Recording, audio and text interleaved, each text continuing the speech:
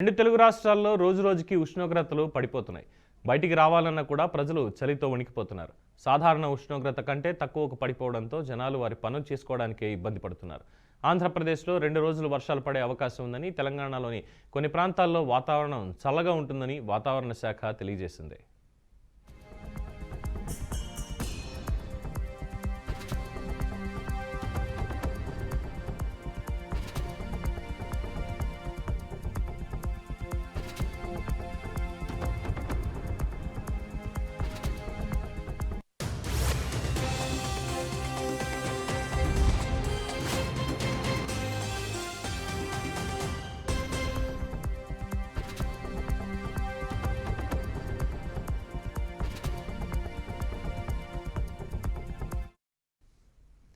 ఇక ఇదే అంశానికి సంబంధించి మా ప్రతినిధి శ్రీనివాస్ మరిన్ని వివరాలు అందిస్తారు. Srinivas, over to you.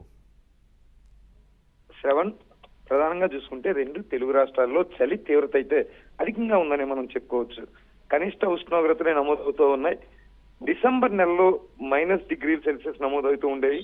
ప్రధానంగా 7 డిగ్రీల నుంచి 14 డిగ్రీల మధ్య ఈ ఉష్ణోగ్రతలు నమోదవుతూ వస్తున్న పరిస్థితి అయితే ఉంది. జనవరి నెలలో కూడా అదే కూడా చూపిస్తూ ఉన్న పరిస్థితి.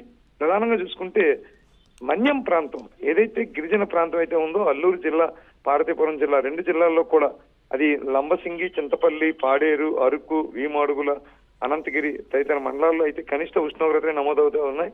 ప్రజలు బయటకు వచ్చి పనులు చేసుకోవడానికి కూడా తీవ్ర ఇబ్బందులు పడుతున్న పరిస్థితి. ప్రధాన నగరాల్లో కూడా ఉదయం 10 గంటల వరకు కూడా చలి తీవ్రత అధికంగా ఉండడంతో వాహన చోదకులు కూడా బయటకు వచ్చేందుకు ఇబ్బంది పడుతున్న పరిస్థితి. అదేవిధంగా విజయవాడ, గుంటూరు, తిరుపతి, విశాఖపట్నం వంటి నగరాల్లో కూడా చలి తీవ్రత అధికంగానే ఉందని మనం చెప్పుకోవచ్చు.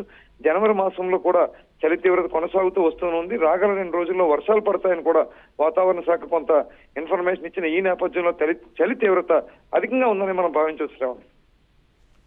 Right, thank you Srinivas.